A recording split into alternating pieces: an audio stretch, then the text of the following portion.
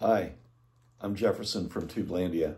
Today I'd like to talk about the shootout I did between the two versions of White Kenny that I own. Analogue Productions and the ERC. Not to get into any controversy that's been going about ERC in general, this is just my experience off the two pressings I own and what I think. First of all, with the ERC, we do have several jacket defects. Maybe you can see in this video. Seam split along the top, about 2 inches. And then I don't think if you can see the spine, but the printing is slightly offset at the top. It's completely at the cover. And then about midway through, it's on the spine. And then it's basically almost fully on the spine at the bottom. So if you can imagine, it's slightly offset against the spine like that. The other issue, the stereo sticker is clearly off center, leaning to the right.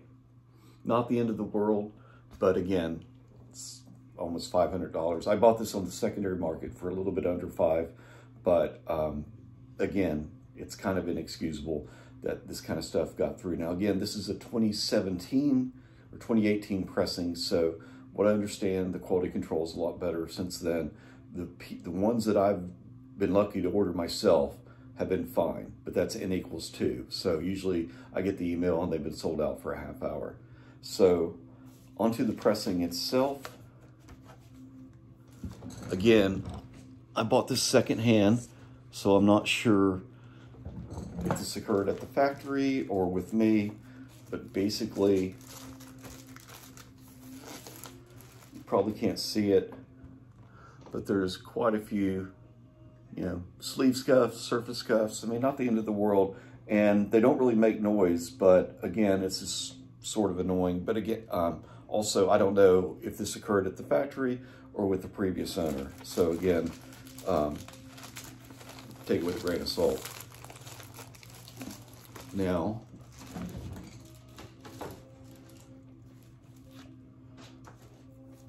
on the other hand, you have the Analogue Productions pressing. The jacket has no issues. But if you compare the two, which may or may not show up in this video, the ERC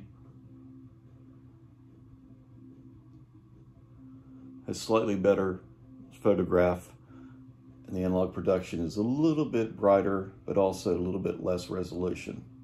Again, you would never notice this unless you held them side by side like this.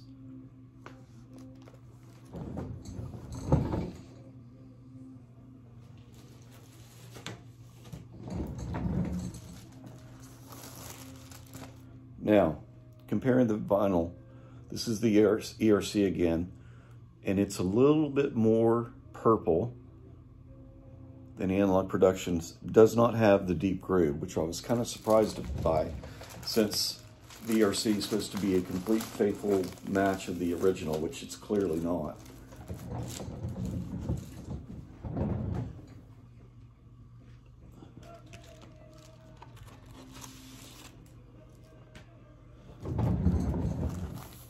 The Analogue Productions, on the other hand, a little bit more of a brown color, but it does have the deep groove. So ironically, this is much more like the original than the ERC, which kind of surprised me. Moving on to listening to these, I noticed the following. There's much better bass on the Analogue Productions, and it's got a much more in-your-face type of production. The ERC, however, had much wider soundstage, and the instruments seemed to be better placed in the room. For example, the piano was dead center of the room with the ERC, and the bass was just slightly to the right of center in the ERC. With the Analogue Productions, the piano and the bass were both kind of shoved up against the right speaker. Not shoved up against, but noticeably more than the ERC.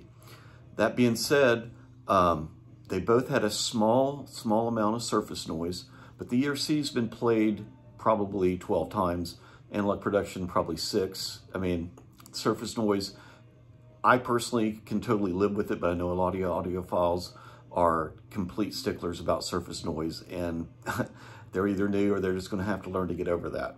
But anyway, the pressings were very, very close in sound quality, but I'd give the edge to the ERC.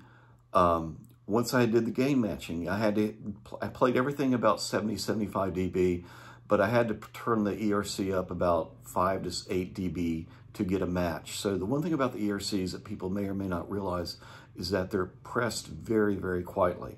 So you have to turn them up to do any kind of a fair comparison. And when you do that, any kind of noticeable tick or pops on the ERC becomes much more pronounced.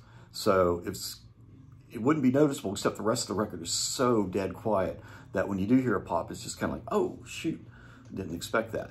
So anyway, that's basically my 2 cents. The ERC is the better sounding pressing.